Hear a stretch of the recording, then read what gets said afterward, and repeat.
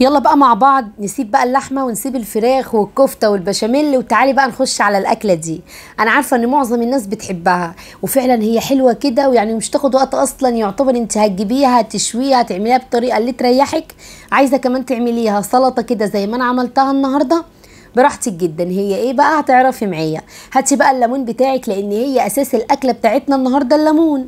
هي حلاوتها كده لما تكوني مكتره الليمون وكمان الزيت، هتبقى ايه؟ صح كده، هي الرنجه. ايه رايك بقى ناكل مع بعض النهارده رنجه؟ بجد حلوه جدا. يعني بصوا، من الاكلات اللي مش على طول على طول يعني بنجيبها، بس ساعات كده لما الولاد بقى يا ماما احنا عايزين بقى النهارده ناكل رنجه، فخلاص كده لازم تيجي طبعا الرنجه. وكمان بقى بجد حلوه قوي، وكمان دلعه كده وبجد خطيره. بسم الله ما شاء الله، حلوه قوي قوي. يلا مع بعض بقى كده لعشاق الرنجه بقى، تعالي كمان هنعملها النهارده بطريقتين. الطريقه اللي هي العاديه جدا اللي هي بالليمون وشويه الزيت، والطريقه التانيه اللي احنا هنعملها كمان سلطه. عشان تعمليها سلطه حطي فلفل سبايسي، حطي كمان بصل، حطي قوطه وطحينه وزيت، وابتدي اللي انت تجيبي الرنجه وقطعيها قطع صغيره وحطيها كمان على السلطه الخطيره دي. وخلاص على كده هتبقى اتعملت معاكي. انت هتسيبي الطبق اللي هو العادي جدا اللي هو بالليمون والزيت، وهتاكلي بقى في الطبق الخطير ده لان فيه كل حاجه. واوعي كمان تنسي بقى عصره الليمون، لان زي ما قلت لكم هي الرنجه اصلا حلاوتها بالليمون. كتري الليمون والزيت كده وكلي وبالف هنا وشفا. وكمان ايه؟ العيش الطازه، صح ولا لا؟ هنا بقى كمان حلاوتها كمان بقى بالبطاطس المحمره، فقلت كمان احمر لهم بقى شويه بطاطس حلوين كده. بس هنا بقى كانت البطاطس يعني مش بتاعه تحمير قوي، مش عارفه ليه، بس مش مشكله يعني، بالف هنا وشفا عليهم يا رب. ابتديت كمان اللي انا حمرت بطاطس، واجيب بقى من بهارات البطاطس اللي احنا بنعملها ونحطها في علبه.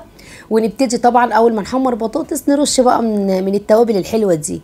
هي ايه التوابل يا اسماء؟ هي ملح وفلفل اسود وتوم باودر وبصل باودر وبابريكا وشويه من السبع بهارات، وتحطي ده كله في علبه، وتبتدي اللي انت ايه. وكمان اوعي تنسي الكمون والكزبره الناشفه. كل ده هنحطه كده ببرطمان مع الملح طبعا. وخلاص على كده وقت ما نحب طبعا نحمر بطاطس ناخد شويه من البهارات دي نحطها على وش البطاطس. عايزه تجيبي بهارات البطاطس جاهزه من عند العطار مفيش اي مشكله، براحتك جدا. حاجتك في بيتك اعمليها براحتك، واعمليها بمزاج، واعمليها بحب، هتطلع معاكي زي السكر اكيد من ايدك طبعا. خلاص كده حمرنا البطاطس، حطيت لهم بقى الليمون، عملت لهم سلطه الرنجه. هبتدي كمان اللي انا اجيب بقى من الرنجه احط كمان في الطبق كده زي ما انتم شايفين، وعليها ليمون وشويه شطه وزيت. بس كده. طبعا معظمكم بتاكلوها كده، صح ولا لا؟ تجيبوا الرنجه تحطي عليها زيت وتحطي عليها ليمون وتحطي عليها شويه شطه، وتجيبي بقى رغيفين محمصين كده مع البطاطس المحمره والليمون، وكلي بقى وبالف هنا وشفا عليكي. شايفين باينه الرنجه؟ حطيت كمان عليها شويه شطه، عملت لهم سلطه الرنجه، حطيت لهم الليمون، والبطاطس بقى اتحمرت وسخنه كده. يعني اكله في السريع كده بس حلوه، تغيير بقى عن اللحمه والفراخ والكفته والبشاميل والكلام ده كله. خلاص كده. مين بقى من عشاق الرنجة؟ من عشاق الرنجة يدوس لايك. يلا بقى نصلي على النبي مع بعض. اللهم صل وسلم وبارك على سيدنا محمد صلى الله عليه وسلم. ما تنسينيش بقى في لايك وكومنت حلو منك، عشان ان شاء الله نعمل مع بعض فيديوهات كتير جدا. وكمان ما تنسونيش بقى، لان فعلا هنعمل مع بعض كمان بثات مباشرة حلوة جدا جدا.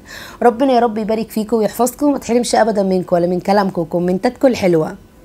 خدي بقى من الرنجة اعصري ليمون، وخدي بقى العيش الطازة، وحطي كمان مع الرنجة شوية بطاطس محمرة، وكلي بقى وبألف هنا وشفا عليكي. خلاص كده ما تحتاريش في أكلة بكرة. سيبك بقى من الفراخ واللحمة، وجيبي بقى رنجة كده مع ليمون وبصل بقى وعيش كمان، وكمان تحمري لهم شوية بطاطس. قولي لهم كمان ان انت هتغيري لهم كده في الاكله.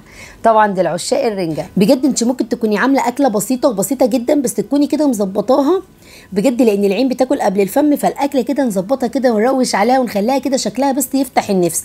بسم الله ما شاء الله. وزي ما قلت لك هاتي من البطاطس والرنجه وحطي في العيش الطازه، وحطي كمان عصره الليمون، وكلي وبالف هنا وشفا عليكي. انا متاكده بقى ان انت هتشوفي الفيديو ده هيفتح نفسك وهتاكلي رنجه. ايه رايك بقى؟ خلاص كده ان شاء الله نعمل مع بعض فيديوهات تانية كتير. خلاص كده اكلتنا خلصت النهارده السهله البسيطه السريعه دي.